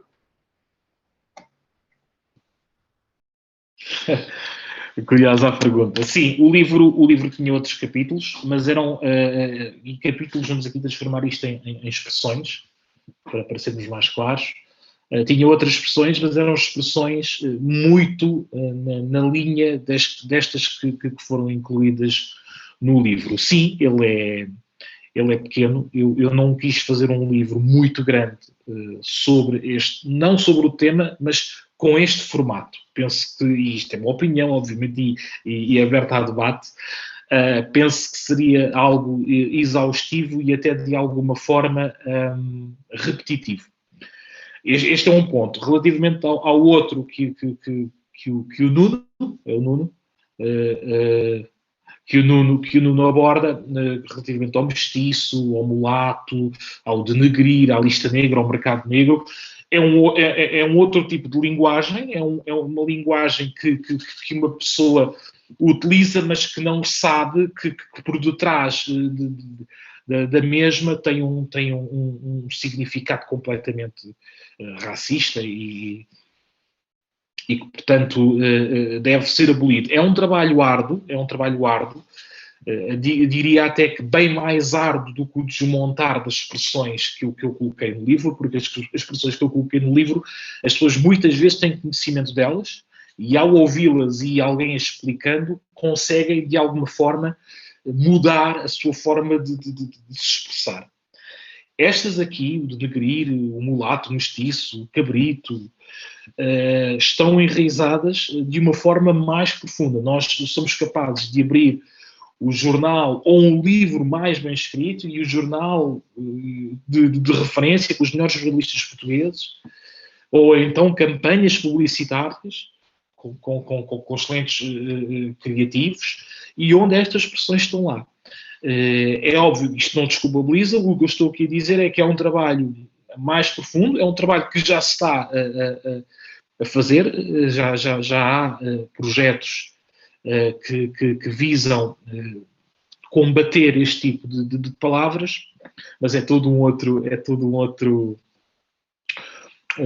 outra área, embora com finalidades diferentes, que no fundo se chama de uma coisa muito simples, que é mudar a linguagem.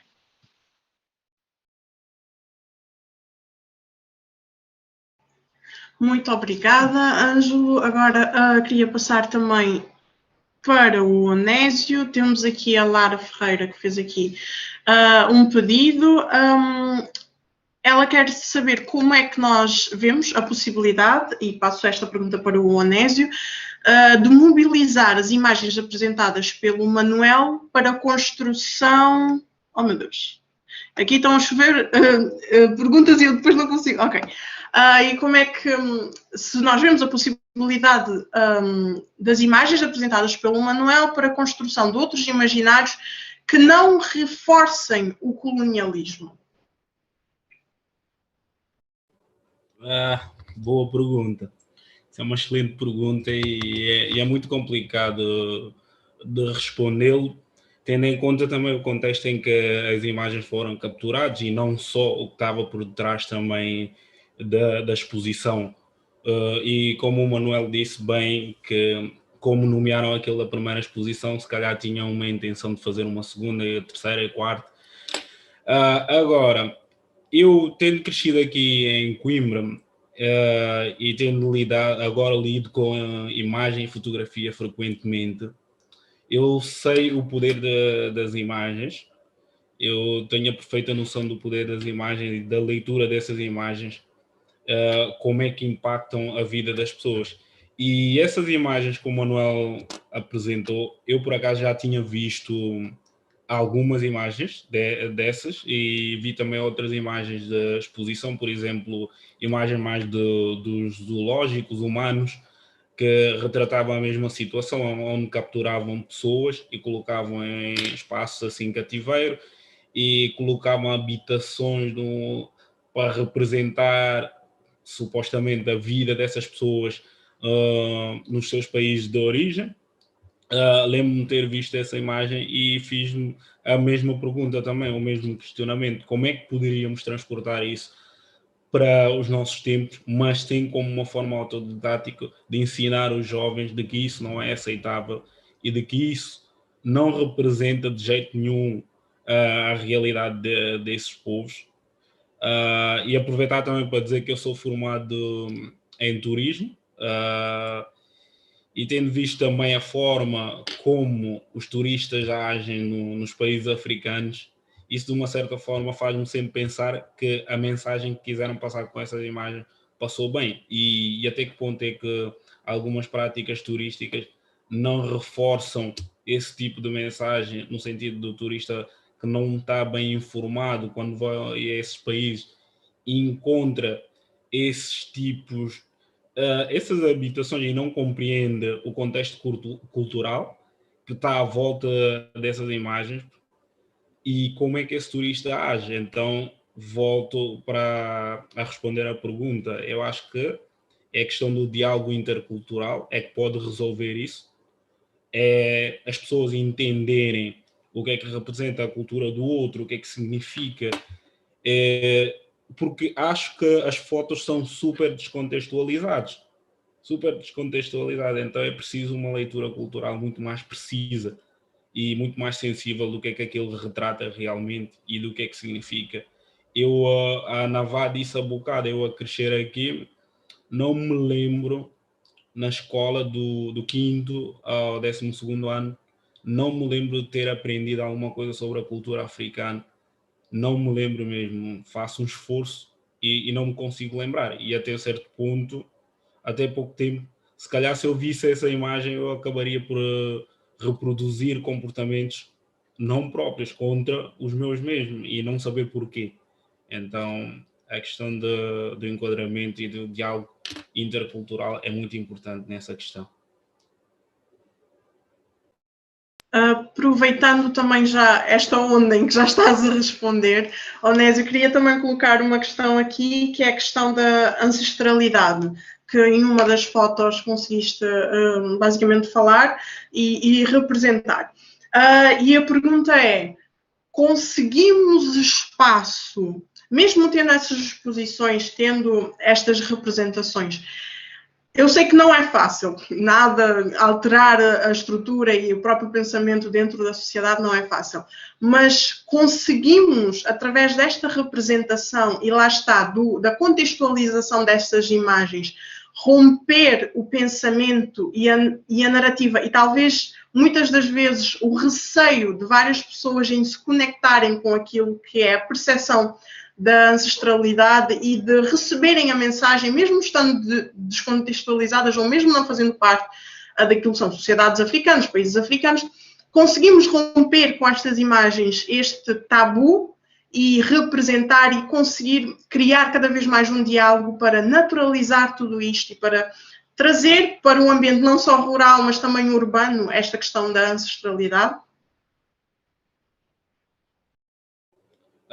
A questão da ancestralidade é muito importante. Eu tento representar nas minhas fotografias e, para além de representar, tento explicar qual é o papel dessa questão da ancestralidade em diferentes contextos e diferentes culturas africanas.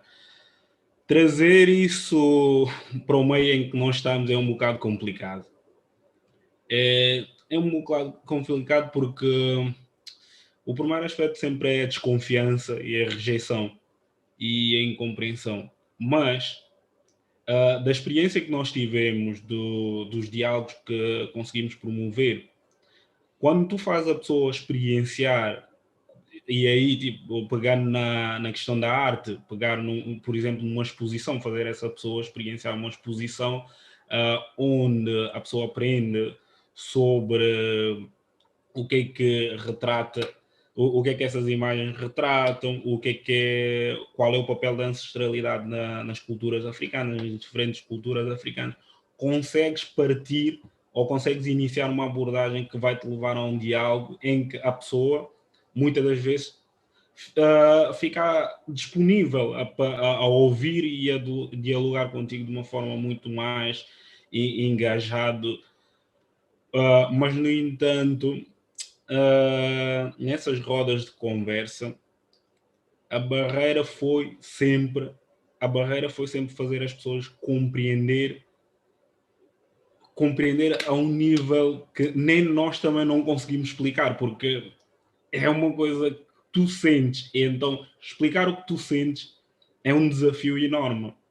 A melhor forma é vivenciar, e eu acredito muito em espaços em criarmos mais espaços de diálogo onde podemos conversar, porque acredito que as práticas culturais têm um ponto que conecta-os a todos. Então, se eu conseguir fazer essa pessoa experienciar o que eu quero transmitir, muito mais facilmente ele consegue se lembrar de algo da cultura dele e conectar os pontos. Então, é só por aí. Muito obrigada. Agora vamos passar uma pergunta do Paulo para o Manuel. Ele diz aqui, sei que não é o tema da tua apresentação, mas como historiador podes contar-nos um pouco sobre o Conde de Ferreira e a sua atividade como comerciante de escravos e o impacto que ele teve aqui no Porto? O Conde de Ferreira nasceu no Porto, nasceu no final do século XVIII, em Campanhã, pobre, uma família pobre, e emigrou para o Brasil com 14 anos, e como muitos portugueses, acabaram por se ingrar. Começou a trabalhar numa mercearia, optou pela área do comércio, comercializava vários produtos, e depois viu ali uma oportunidade de negócio, né? Temos que pensar na ótica da época, fez 3 viagens a Cabinda e conseguiu fazer acordos com autoridades locais para fornecimento de mão de obra escrava. Depois, a partir daí, passou a dirigir as suas operações a partir do Rio de Janeiro. Naturalizou-se brasileiro quando o Brasil se tornou independente, ou seja, viu aí uma oportunidade também de se enquadrar melhor na nova sociedade, mas já no século XIX o tráfico negreiro já era mal visto em grande parte da sociedade, e acabou por ter problemas no Brasil um pouco mais à frente, e abandonou o Brasil e regressou a Portugal. Voltou a adotar a cidadania portuguesa, apoiou a causa liberal, conseguiu, depois a partir daí, por isso afastou-se do comércio brasileiro, o comércio dos escravos transatlânticos, do Brasil, de Angola para o Brasil, e dedicou-se a obras de benfeitoria, fez de grandes legados financeiros à Misericórdia, a várias ordens religiosas, e apoiou, a partir daí, uma série deixou em testamento dinheiro para apoiar meninas órfãs, viúvas, para criar uma rede de 120 escolas, chamadas Escolas Conde de Ferreira, que foram criadas nas capitais distritos, por isso fora dos grandes centros, que estamos a falar, por isso, meados do século XIX. Escolas para rapazes e raparigas, que era uma coisa revolucionária na época, e deixou também grande parte desse dinheiro para uma ala do Hospital de Santo António e para a criação de um hospital chamado Desalienados, hospital que hoje é conhecido como Hospital de Conde de Ferreira. Por isso ele teve essa dupla faceta. Por um lado foi um traficante negreiro e depois, por outro lado, foi um benfeitor e um filantropo na cidade do Porto. Não sabemos se de facto ele arrependeu-se, digamos assim, e resolveu ter uma vida diferente, ou se quis limpar o seu passado, ou por qualquer razão, quer dizer, não temos exatamente provas de porque é que houve essa mudança de atitude, mas temos as duas personalidades na mesma pessoa. Assim, resumidamente é isso. Muito obrigada. Temos aqui mais um comentário do Vijay Patel. Não sei se estou a dizer bem, mas espero que sim. O Ângelo e o Manuel podem comentar sobre a questão ética ao utilizar um imaginário racializado, sobre a possibilidade de reforçar estereótipos ao reproduzir estas imagens, especialmente as históricas?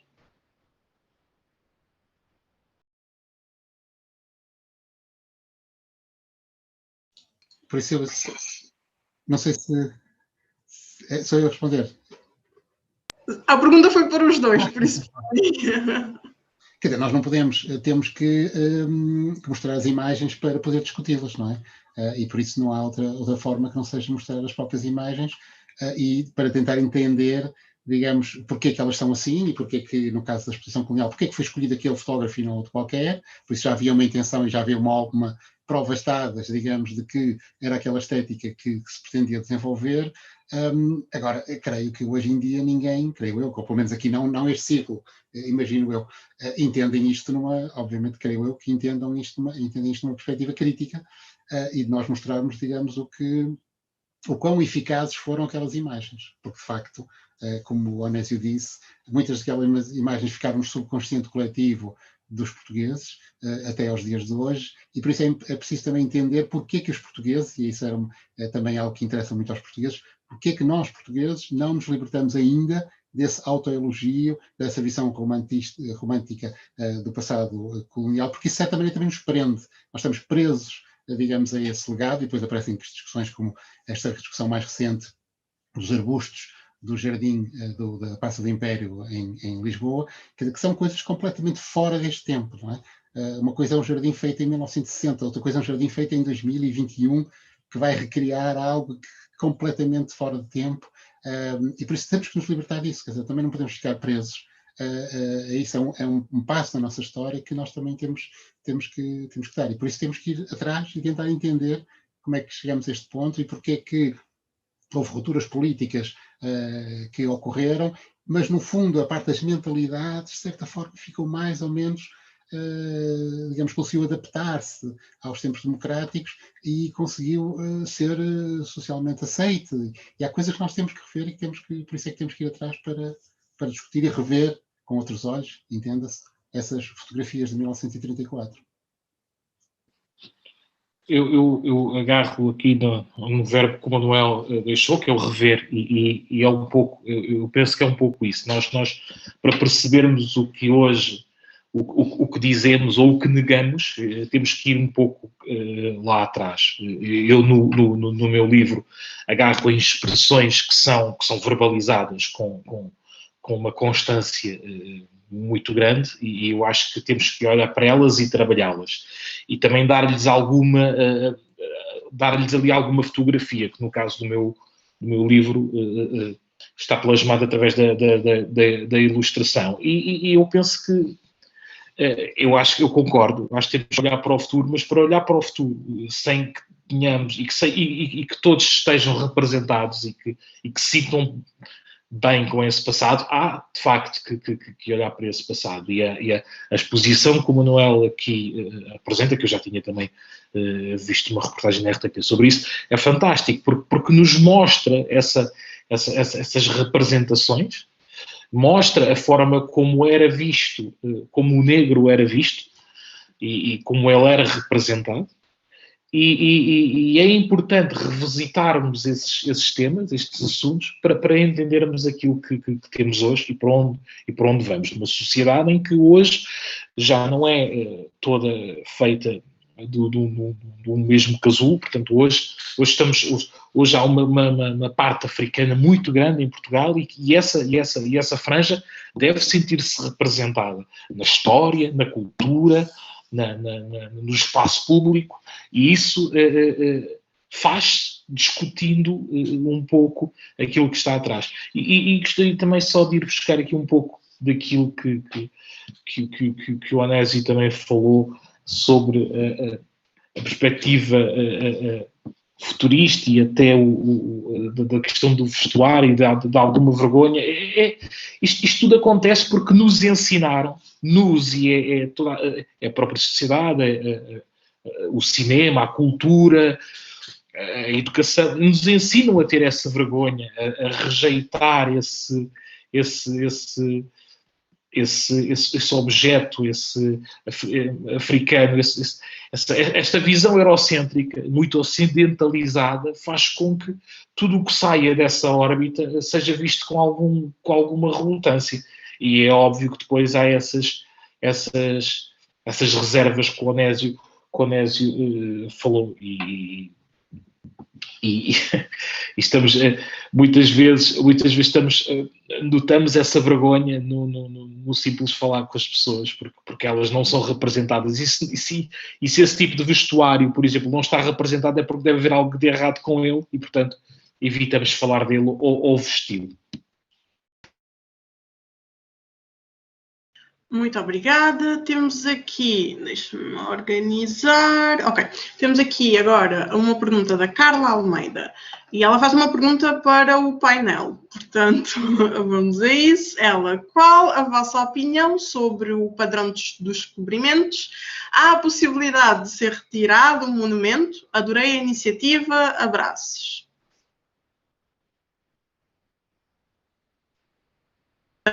O Onésio poderia começar, não sei. Estou a mandar a bola quente para todos aí. Ok, eu posso começar, mas vou ser super breve. Em relação a essa questão do padrão dos descobrimentos, mais do que retirar ou simplesmente pegar no padrão e tirar daí, é preciso também saber qual foi o papel das figuras que estão no padrão. Qual foi o papel deles em tudo o que aconteceu durante esse período aí em que pessoas foram escravizadas. Então, retirar simplesmente sem contextualizar isso vai fazer só com que muitos romantizem essas figuras. E nós sabemos como é que essas figuras estão intrínsecas na construção da identidade portuguesa, muitas vezes, e na aclamação dessa nacionalidade. O mais importante para mim é essa questão mesmo do ensino, de sabermos bem quem foram as figuras, o que é que fizeram e a quem fizeram. Caso contrário, retirar simplesmente não significa, não é de grande ajuda, assim. Eu posso dar seguimento. O Onésio disse aqui algo fantástico. Retirar, acho que eu também não sou de retirar os monumentos pura e simplesmente, porque há de facto essa possibilidade de se romantizar essas figuras e depois tornar isto um problema maior. Eu diria que um dos caminhos, acredito, possa ser uma certa contextualização histórica, mas isso também vou deixar isso para o Manuel, que é um historiador, e isso de certo nos dará aqui mais um entendimento sobre o assunto, mas eu acho que essa contextualização é muito importante, mostrando nesse breve trecho textual aquilo que foi feito nesta época, o que daí decorreu, e não ter a vergonha de dizer o que aconteceu mal e o que aconteceu bem. Os descobrimentos tiveram aqui uma questão de evolução tecnológica, por exemplo, no que diz respeito à questão náutica, não é? E isso nem é abordado muitas vezes. É muito mais abordado a questão do chegar e impor uma religião, a religião cristã, católica, aliás, e isso é muito mais valorizado nesse tipo de coisas. E depois, claro, sim, na educação é muito mais importante haver um trabalho feito nas escolas, nos manuais de história, e também o Manuel pode-nos dizer o que acha, e por acaso gostava de ouvir também sobre isso, ou seja, já tem duas perguntas para responder, e termino dizendo isto. Eu recordo-me ainda bem, nas minhas aulas de história, principalmente já no secundário, entre o 10º e 12º ano, e eu penso que é mais no 12º ano que se aborda já um pouco da história contemporânea portuguesa, quando se fala da guerra colonial, quando se fala da saída dos portugueses desses territórios, há aqui um papel de menorização do negro, e eu lembro-me de várias pessoas começarem a conversar no meio de uma sala de aula sobre os horrores que os pais tinham cometido em África. E isso era um tema que se falava e os próprios professores não punham o fim àquilo. E esse também é um momento em que eu me questiono se eu sou aqui, se eu sou de lá, porque na verdade eu não tenho a cor, ou não lutei do lado de quem não queria a independência, e portanto isso é um pouco aquilo que eu disse antes. É importante que as pessoas, que todos consigam ter uma identidade e consigam se ver e se sentir bem numa aula de história, e quando se conta a sua história, e que a sua história seja representada também. Voltando só um bocadinho ao início da apresentação até do Onésio, em que falou do 25 de Abril e que houve a possibilidade de fazer um 25 de Abril em paz, que muita gente tem essa narrativa. Esse 25 de Abril foi feito em paz porque houve guerra em 3 territórios ultramarinhos, utilizando jargão do momento. E sem esses conflitos, sem esses movimentos de libertação que decorreram depois em conflitos armados, o 25 de Abril não teria ocorrido. Certamente em 74 não teria ocorrido provavelmente muitos anos mais tarde, porque é uma revolução que desemboca num desgaste desmedido do país, de um esforço militar, de um esforço financeiro e, obviamente, de perda de vidas. E os que estavam na linha da frente desse desgaste foram os que fizeram a revolução, que foram os militares, que eram eles também que tinham as armas e que, portanto, obviamente, não iam alvejar a sua população. Então agora toca-me a mim. Pronto, as questões são complexas. Só queria, se calhar, tocar alguns pontos. Primeiro, a questão de como é que se faz a história, não é? A história não é feita num edifício fechado, num Ministério da Propaganda, em que meia dúzia de notáveis se dedicam a escrever a verdade. Isto não é assim. A história é feita todos os dias por milhares de cientistas, que nós chamamos de historiadores, que vão analisar documentos, que vão analisar provas, que vão comparar o que já foi escrito, que participam em conferências e apresentam os seus resultados perante os pares, que publicam artigos científicos em revistas também pelos pares, que publicam livros, que fazem provas públicas e que vão assim, grão a grão, construindo o grande edifício que é a história e que é a ciência, que isto é válido para a história, válido para a sociologia, válido para a medicina, para qualquer área do saber. E todos os dias há milhares de historiadores europeus, americanos, africanos, asiáticos que vão construindo a história. A história está permanentemente, como toda a ciência, permanentemente em revisão, em alteração e em construção. Por isso não é um edifício estático e parado. E por isso há dinâmicas novas e há dinâmicas que são revistas. Algo que seria tido como consensual há 50 anos atrás, ou se calhar há 10 anos atrás, já não é hoje. E por isso as coisas estão sempre a mudar um pouco. Diferente da história como ciência, é o património cultural, são as mentalidades, é a história que se ensina na escola, que é uma história, aí sim, aí há uma intenção, digamos, do Estado em passar uma determinada imagem, uma determinada ideia, e isso aí obviamente que é uma parte da história, não é? Uma parte selecionada da história. Agora, se nós pensarmos, por exemplo, as questões de como é que a história é ensinada nas escolas, a época da expansão, ou dos descobrimentos, ou como se quiser chamar, o que se passou em Portugal e no mundo no século XV e XVI, é a matéria que é estudada no 8º ano.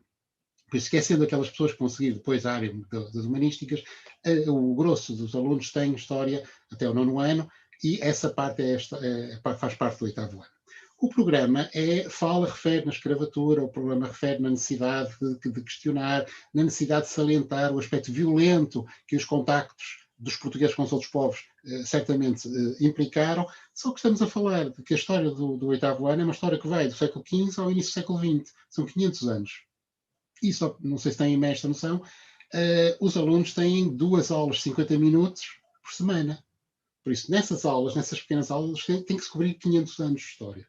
Obviamente que a escravatura, por exemplo, se calhar é objeto de 10 minutos, meia hora, nem que seja de uma aula ou 2 aulas. Isto perde-se completamente na vida das pessoas. Por isso tem que haver outros veículos que não o ensino oficial, e o Ângelo falou a questão do cinema, isso é muitíssimo importante.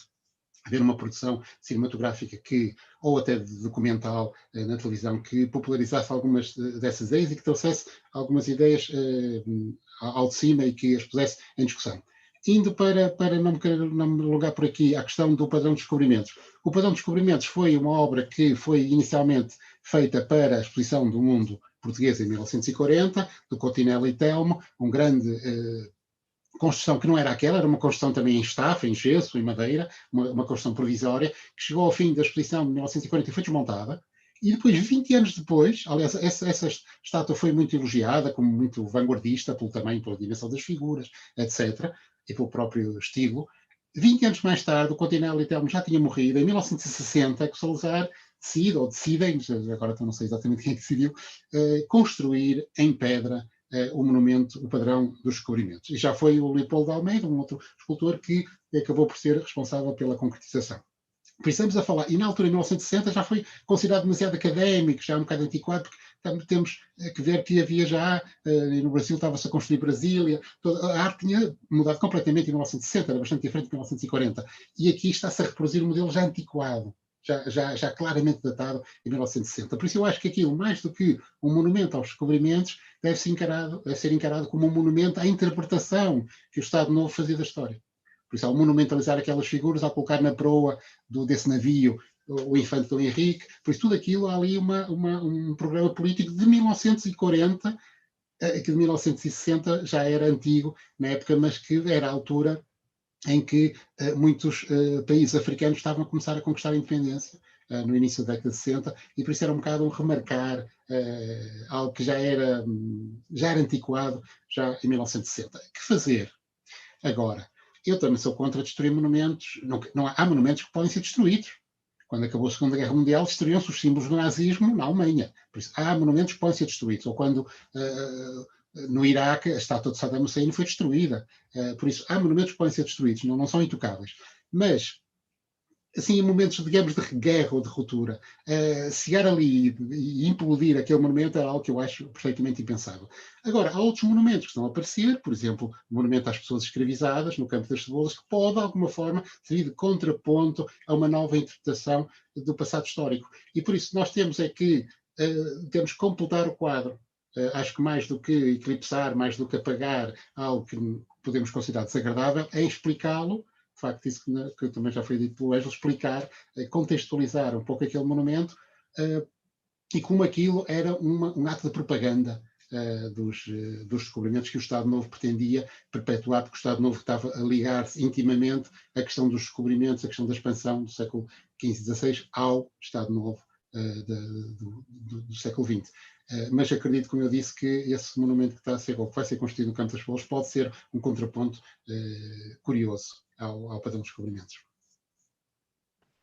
Muito obrigada, já estamos perto do fim, mas temos duas questões, uma questão para mim que eu vou responder a correr e depois uma questão para o Manuel novamente, que eu peço que responda também a correr, que é a primeira questão que é para mim, é qual é a minha opinião, qual o caminho em termos de educação e ensino institucional para mudar a visão tão romantizada da escravatura e dos descobrimentos, como educar e reeducar.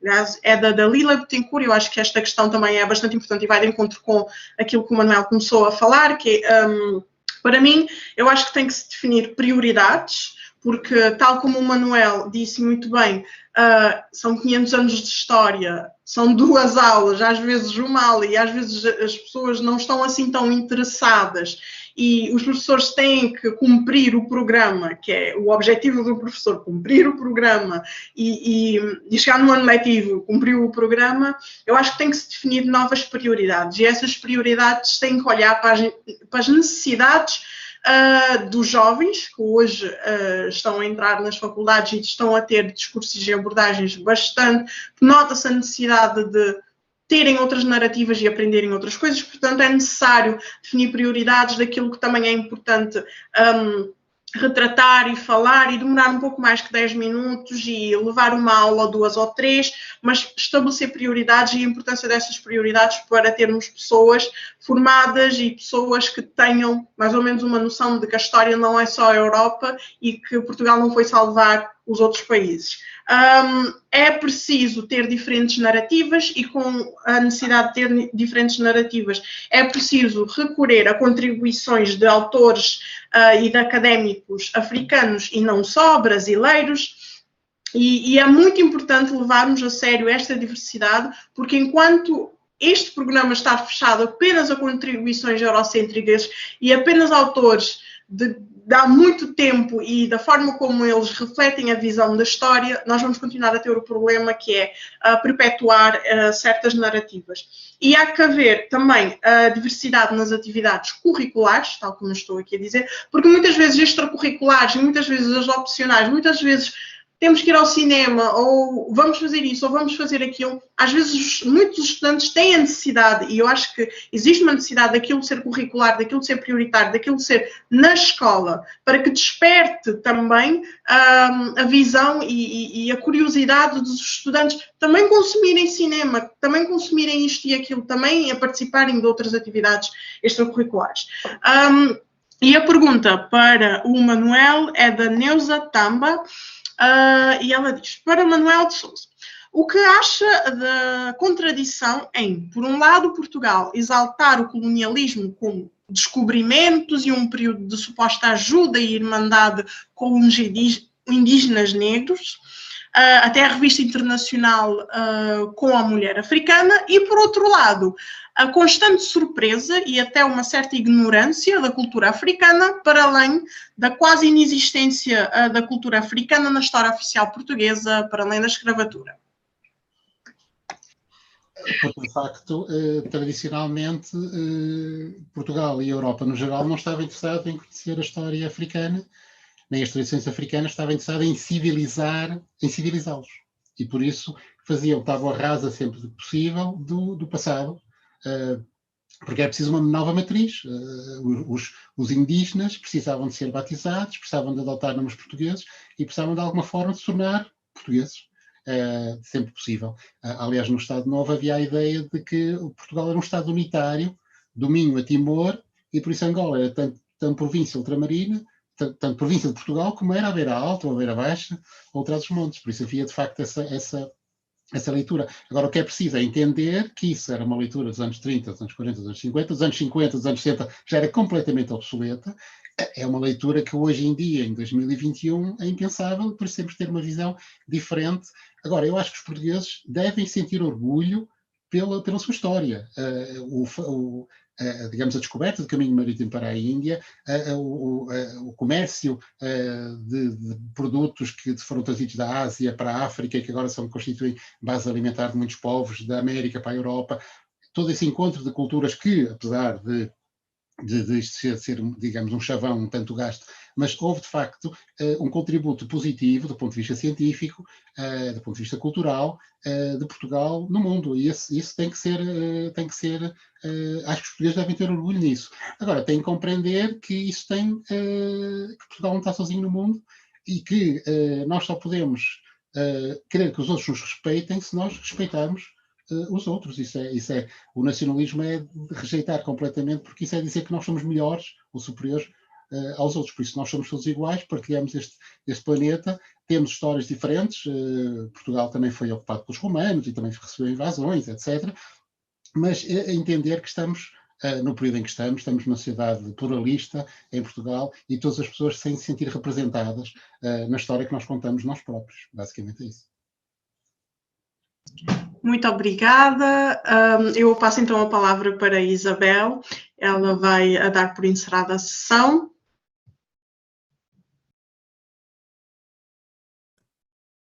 Bem, primeiro eu queria agradecer aos participantes, ao Onésio, ao Ângelo, ao Manuel, pelas intervenções que foram muito inspiradoras, muito interessantes, e também a Navab, claro, pela moderação também, igualmente inspiradora.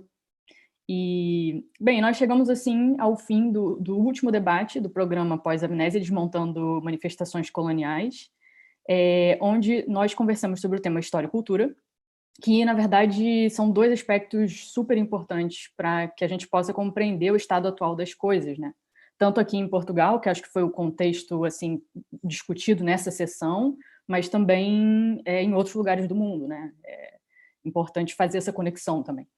E, bem, foi muito bom poder ouvir e conversar também sobre todas essas questões coloniais e neocoloniais também, com tanta gente, com perspectivas diferentes e durante todo o programa, né? Porque esse é o último debate, então só para relembrar, para quem não assistiu também, e esses outros debates também estão online nos YouTubes da Rampa e do Instituto, e também na página do Interstruct. Então, no primeiro debate sobre monumentos memoriais, nós tivemos a presença da Bárbara Neves Alves, da Beatriz Gomes Dias, pela Associação Jazz, e do Felipe Moreira, com moderação do Mamadou Ba. No segundo debate, que foi semana passada, Rotas e Toponímia, nós tivemos a participação da Cartografia Negra, African Lisbon Tour e Rota dos Escravos, com a moderação da Isabelle Santiago. E, bem, o ciclo de debates termina hoje, né? E nós esperamos aqui ter colaborado um pouco, de alguma forma, com a resistência a essa amnésia em relação ao passado. Foram realmente debates muito interessantes e com temas assim muito urgentes no contemporâneo.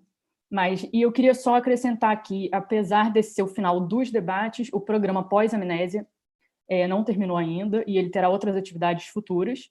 Então, estejam com atenção aos nossos websites e às redes sociais do Instituto, do Interstruct e da Rampa para as atualizações das novas etapas do programa. Bem, então é isso. Até breve e obrigada a todos que nos assistiram nesses 3 dias. Obrigada. Obrigado. Muito obrigada. Foi muito bom. Obrigada. Obrigado.